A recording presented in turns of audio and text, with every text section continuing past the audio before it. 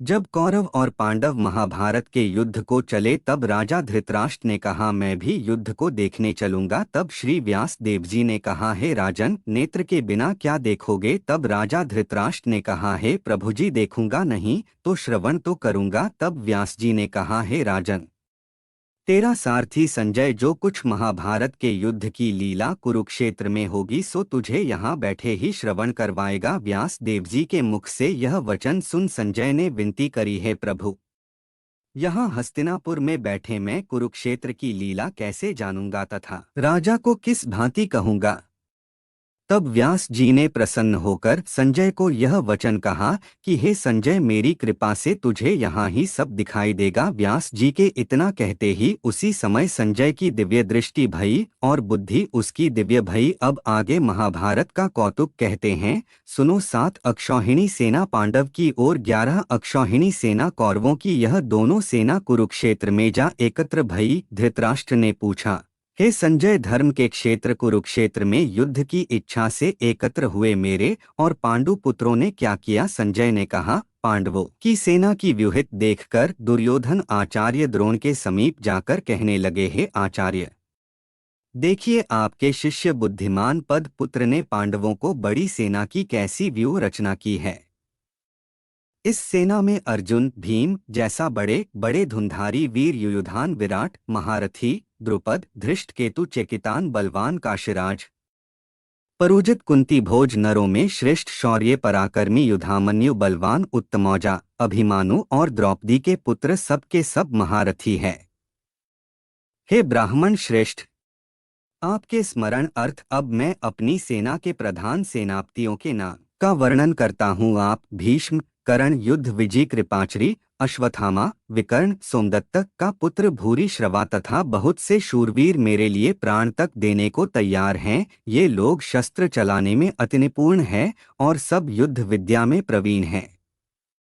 हमारी सेना का जिसके भीष्म रक्षक हैं बड़ा बल है। अब आप सब अपने अपने मोर्चों पर सावधान रहकर सेनापति भीष्म की रक्षा कीजिए। कुरुवृद्ध भीष्म पितामह ने दुर्योधन को प्रसन्न करते हुए और ऊंचे स्वर से गर्जत हुए शंख बजाया। फिर वहां चारों ओर शंखों, नगाड़े, ढोल, गोमुखादि अनके बाजे बजाने लगे, जिनका बड़ा भयंकर शब्द हुआ, जिसके अनंतर सफेद घोड़ों के बड़े रथ पर स्थित माधव श्री कृष्ण और पांडव अर्जुन ने भी दिव्य शंखों को बजाया। वर्टिकल बार श्री कृष्ण पंच जन्म और अर्जुन ने देवदत्त नामक शंख को और भीषण कर्म करने वाले भीम ने पौड़ नामक बड़े भारी शंख को बजाया। कुंती पुत्र राजा युधिष्ठिर ने अनंत विजय, नुकूल ने सुघोष और सहदेव ने मणि पुष्पक और महाधनुधर काशीराज, शिखरी, धृष्टधुम्न, विराट, अपराजित, सत्यकी राजा द्रुपद और द्रौपदी के 5 पुत्र और महाबाहु अभिमन्यु, इन सब वीरों ने अपने अपने शंखों को बजाया। उन शंखों के भारी शब्द से आकाश और पृथ्वी गूंज उठे और धृतराष्ट्र के पुत्रों के हृदय कांप उठे।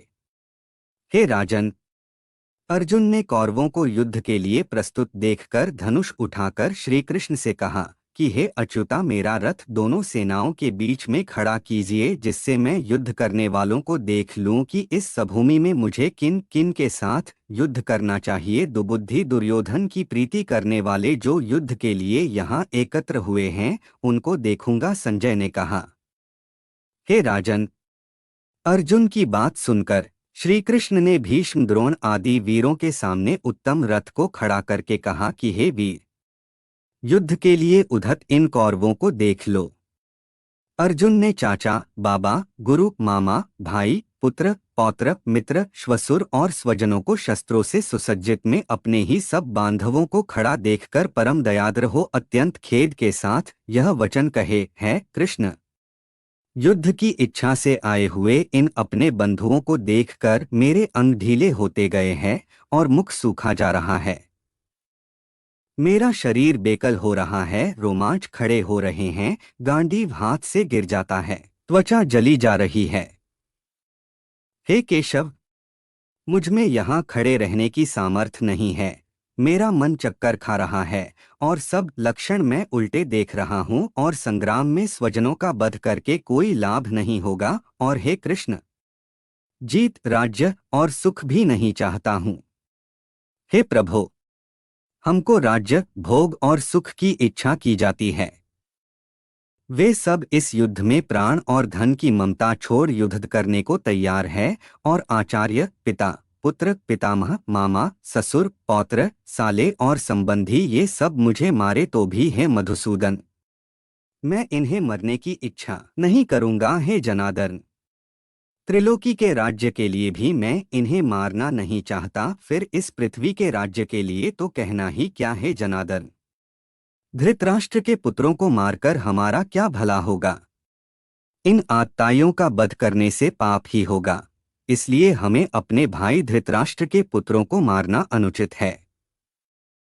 हे माधव, स्वजनों को मारकर क्या हम सुखी हो सकते हैं? सब लोभ के वशीभूत हैं और कुल के नाश करने तथा मित्रद्रोह करने में पाप को नहीं देखते। कुल नाश के दोष को जानते हुए भी हमको इस पातक से क्यों नहीं दूर रहना चाहिए? कुल का नाश होने से कुल के प्राचीन धर्म नष्ट हो जाते हैं, फिर धर्म नाश होने से कुल में पाप बढ़ता है।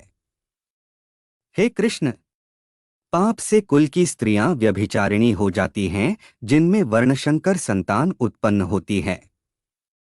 वह वर्णशंकर जिन पुरुषों ने कुल को नष्ट किया है, उनको तथा उस कुल को नरक में पहुंचते हैं, क्योंकि श्राद्ध तर्पण आदि बंद हो जाते हैं। वर्टिकल बार वर्णशंकर बनाने वाले दोषों से कुलवधुओं की जाति धर्म और कुल धर्म निरंतर नाश होते हैं। हे जनार्दन, मैंने बराबर सुना है कि कुल धर्म नष्ट होने से निश्चय नरकवास करना होता है।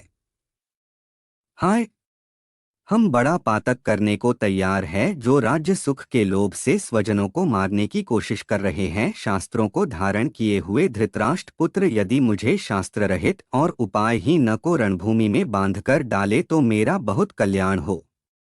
संजय ने कहा, हे राजन।